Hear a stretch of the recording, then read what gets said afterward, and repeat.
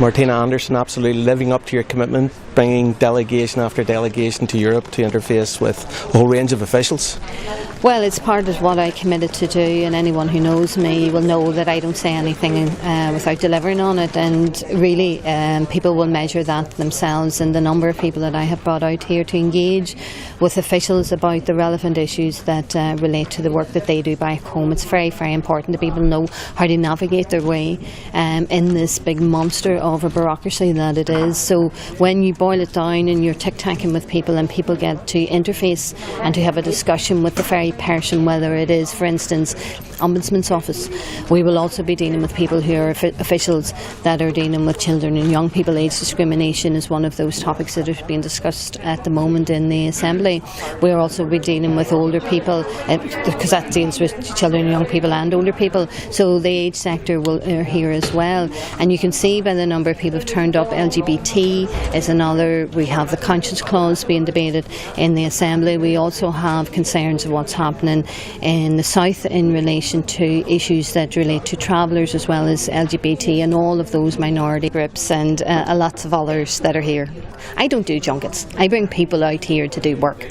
And I've said to people, this is really from you come out in the morning and they will go home this evening in the latter flight, and they will be going home exhausted. And unfortunately, I don't mean to exhaust them, but I want them to get as much as they can. So this afternoon, our MEP, Leonie Rita, who's on a strike at the moment, on an Irish language, that's the only language she's speaking at the moment when she's engaging with officials and everyone here in the Parliament, to make the point that they are not servicing the Irish language in the way that they should. So it's brilliant for myself. It's an opportunity to see so many people from back home out here, and it's good for them to see what we do, because we're accountable. These are the people, some of them may or may not have voted for us, but what I have said, I work for everyone. But these people need to get a flavour of what we do out here and how they can engage with us. This is about bringing Europe to Ireland, and this is about making Europe relevant across the 32 counties of Ireland, because anything that we're doing, we say, well, how's that applying to the north, how's it applying to the south, what do we need to do, who's the sector we need to be engaging with, how should we be taking this forward. So it's fantastic to see so many over today, and I hope they go away from here more informed. Okay, I'm Beck Fahey, and I'm from the Travellers in North Cork, and we're, I suppose, a human rights, traveller-led human rights organisation working to look at improving the health status of travellers in North Cork. So I'm here primarily to try and make some contacts with people, but also to push certainly the areas around accommodation and equality for travellers, and to try and look at ways that we can try and get support for the traveller community in tackling the Irish state about some of the gross inequalities that exist. How have you found the session so far? Interesting? Yeah, I found it really interesting, and obviously making some links, finding contacts with people like Amnesty that, you know, might have pieces of research documents that will help us with our arguments at sort of a local level as well is really useful. Okay, I'm Emma. I'm here from the Committee on the Administration of Justice. It's a human rights organisation in Northern Ireland, established in 1981. And I really think coming here today brings together all of the organisations who we work with, whether it be on Irish language, whether it be on women, whether it be on children's rights, because all of those are human rights, and I think sometimes they get sidelined and people end up working because they're looking for funding or they work on their own issue. But I think going forward in austerity, we need to work together. Hi, my name's Helen Flynn. I work for the Human Rights Consortium. We're a consortium of 200 NGOs and community groups from across Northern Ireland, and our main focus is a Bill of Rights for Northern Ireland. That's a strong and inclusive one, including socio-economic rights. We're here today to learn more about how the EU can help us in achieving that aim, but also we're here with a more current aim around the fact that there's a threat currently in the UK to the Human Rights Act, and see what the EU can do to help us around that. What's been really interesting today, from the point of view of learning about the role of the Ombudsman, has been looking at consultations, because obviously in Northern Ireland that's a particular issue, given that Stormont House Agreement recently reduced consultation periods from 12 to 8 weeks. Of course, Bill of Rights is an outstanding piece of legislation from the original Good Friday Agreement. How important is it that it is implemented immediately? The Bill of Rights just remains such a crucial issue. There are so many levels to that as well. Obviously we have around 200 organisations behind us continuing to call for this Bill of Rights for Northern Ireland. But it's not just about the socio-economic rights, which are so crucial to a post-conflict society, and it's not just about ensuring people's rights or protected after a conflict, which in part wasn't about an abusive rights. It's also looking at frameworks and structures that can help a divided society move forward together and protect the minorities that exist within that. It's Mr. David Hicks, Secretary General of the European Language Equality Network, or ELN. We work here advocating for language rights for less used languages, regional minority or smaller state languages, so languages like Basque, Catalan and Irish in the north of Ireland. It's clearly a situation in Europe's not been very good for a long time, and things have been kind of rolling back in terms of support for languages, something that we have to address. Now, it's really good to have this delegation here from the north of Ireland. We're fully aware of the proposals in the new Gaelic Language Act, and we are fully aware of the obligations of the British government to deliver on that. This was in the St Andrews Agreement. It's something that is recognised by all the European states, and really it's time, it's gone past time for there to be some action on this. So the delegation brought to me some more details about the current situation. Part of that's the legislation, which is an Irish Language Act. It's completely unsatisfactory and unacceptable for the British government or whoever to continue without this Language Act. So we will work now with these groups who will become, I hope, ELN members, to push for this Language Act with the EU Ombudsman here, with various rights organisations. We'll talk about it at the UN, we can talk about it at the Council of Europe, but we will be talking about it with the British government because, as I said, it's not acceptable to carry on like this anymore. Leah, you're speaking to us through a interpreter today. Why so? Tá má buntusádas má chólach an som á tangara durin agus I chun béirle a chur mo chud gailinge mar tá mar startanga cilínte sin nachhfuil mí lárt béirle tá má dhéanamh chunáir de chutar gúil méalú an danga agus ní féidirlumm sa hanga dúchasach a úsáidan sás na institúti mar sin tá mar startanga.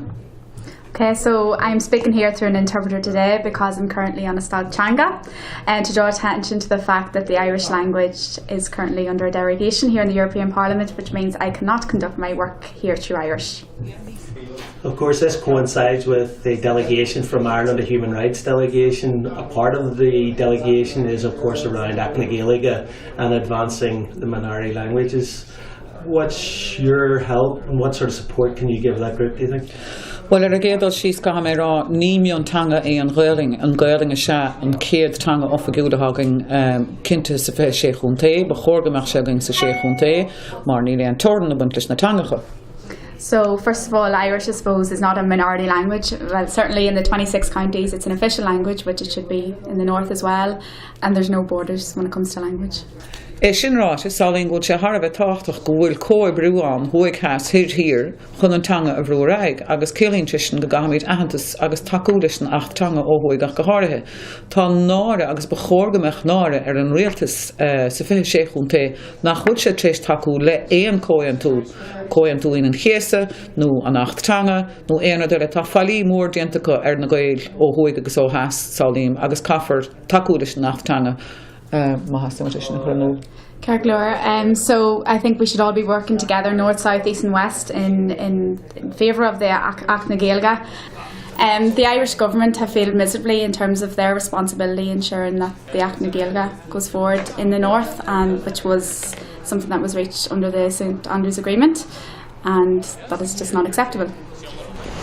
Well, an fear hannig muid an seo ná go muid géirí céis na Gaeilge ardún seo tá gá rud atá iontaigh táhachtach de phobal na Gaeilge sa tuaisceart de lethar na thura an céad ceann na Acna Gaeilge agus an darna ceann siochan na cethir nachhfuil an teanga Gaeilge ar an chláir sin. So happy muid an déis teachtain seo agus go bonnasach na céisina sin ardú leis na MEPs atá an seo ach cumáile sin le fáileamach cid iad na Baltaí an seo in Europe le golan le leis na hábhar seo. Ciaran. Well, if he strike crynne has simuloging, will measure the instini a gober, agus true in gord, and so Ramsa Kiana, ach better a dear eggsula, agus Visi Sasso, agus Stoha, Codule doing ya. A very clay law, the file market, Gideon, the Slitzen, or Gideon Doy to see to the Girigal and Actis, the Fab and a Cana, Bios and a Dear Namaska, and was a Ratten Vogue, no Gabi. So the Hooks and Dohas doing, or Gadigal and Koguliak, the football min changa duhasaha or Hogel, Fudna Hjorpa, or Kenchu go and cast, Modula Charta, the Vinchanga duhasaha. Go sin granta glock incident the store pack and so agus go well sto go fake less go well fame less na real show agus na policy show like a dig law differ sonta sakiani or one lehu the lock lower in the janga show fad na Hjorpa agus sílim go rumid couple of mag new whom is a aim or level your pack or heave test cancer card the changu agus cardi the changi minlak whom is a aim a couple of fish for parliament so heave an aspa I think this the couple in the gilga is Shehan Keher and Skemwinia on your pack a vehicle to Skardarn agus a race whom is a aim or heave and Tiskins or in gilga agus an aspa rocked to Skardarn or heave and Corstly, August and Elevatari from your Achnagilia, August Gerhexits in a lake, August cousin of his scandal and made Slee Napru one, August grew Crinny head Charfagon, August takes a gold brewer Westminster, August Storming. My name is John Byrne. I'm a lecturer in social care practice at WIT in Waterford. It's been a fantastic opportunity for me to liaise with people from across the 32 counties representing a whole range of human rights organisations. I mean, we've had people here from LGBT groups, age action groups, people representing children, the elderly, from right across the spectrum, representing some of the most vulnerable and marginalised people in Irish society. And I think that's absolutely fantastic to have direct access to people that we ordinarily wouldn't have access to. So we've bypassed essentially the Irish political system and have had direct access to the European Parliament, which is superb. And for me, I think the greatest strength is that this has been organised by Sinn Féin, and I've been invited along, and I have no connection to Sinn Féin whatsoever, which says to me that this is non-political. This is about a real, genuine concern for human rights, because I'm as cynical as the next guy, and I have had no sense whatsoever of any political agenda, which again shows me a real concern for human rights. So I'm very impressed. So thank you for the opportunity for that. Cara, how useful was today's engagement? I think for us as an organisation who works specifically with lesbian and bisexual women here at NI, we're the only organisation in the north of Ireland that works with lesbian and bisexual women. I thought it was really, really useful. It gave us the opportunity to raise at a European level that our funding has ended November 2014. We have reduced services. Come June, if we don't get any funding, we will close. So I got some good support and good advice about potential funding streams at a European level, and it was also very kind of heartwarming that the issue of the conscience clause wasn't just brought up by myself, but our partners that were on the delegation with us today also. And I think Martina picked very smartly where there was this MEPs were specific to our issues, and obviously some were more relevant to me than others, but the ones with the contact I did make, I'm going to make contact with them when I get into the office again. My name is Chris Quinn. I'm the director of the Northern Ireland Youth Forum. Today offered an amazing opportunity to engage with a range of stakeholders, including MEPs, stakeholders from back home, from across a range of sectors, and to hear from various different committees here in the European Parliament. So obviously, like I say, youth issues are very important right across Europe. We sit at a time where young people, I feel, are on the extreme margins. Decades of policy, I feel, has went against young people. I feel that at this particular time austerity measures are further discriminating against young people. So today we've had a chance to raise some of them issues with key people. We've been able to engage with the European Youth Forum, which we've been trying to do for a number of years, so being able to get that direct face-to-face dialogue was most useful.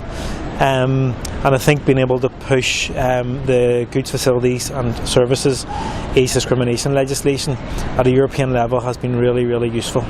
For an organisation like ourselves, it's very important that we have opportunities like we have had today.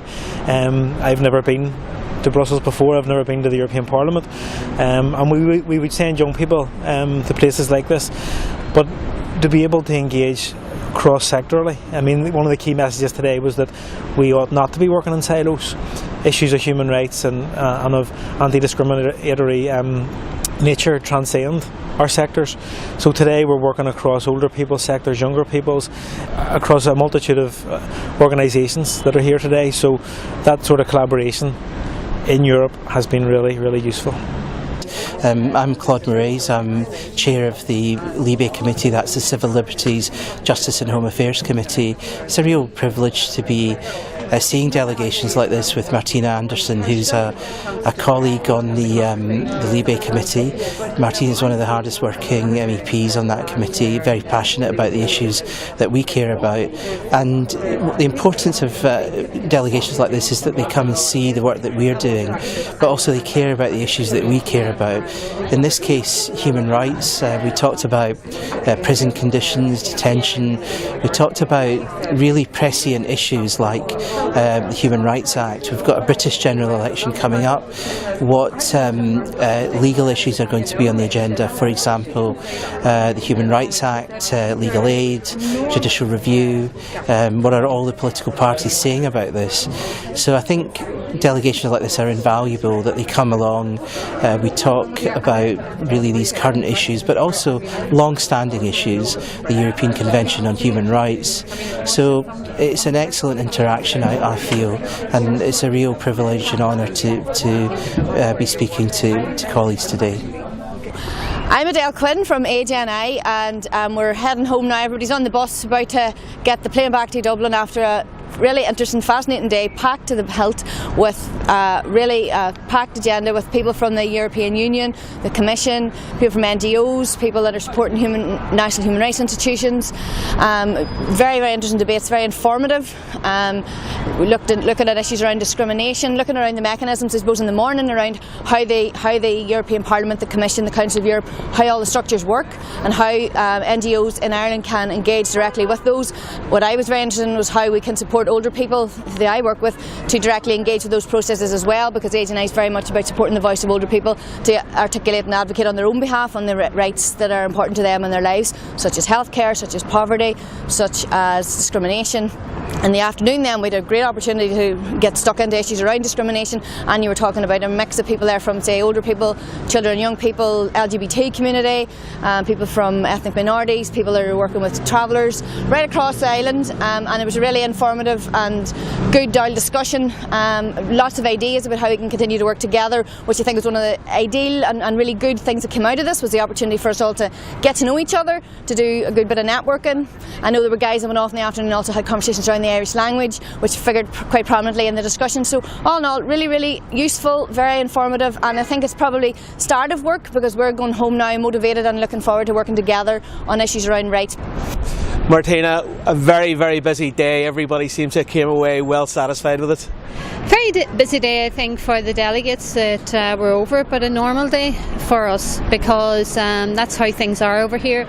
You're having to juggle, and for them, I think, to get exposure not just to the other MEPs that we're working with in the areas that are of concern, common concern, but also the NGOs, the organisations, the networks, the European bodies, all of that, for them to see the scale of the activity that happens here.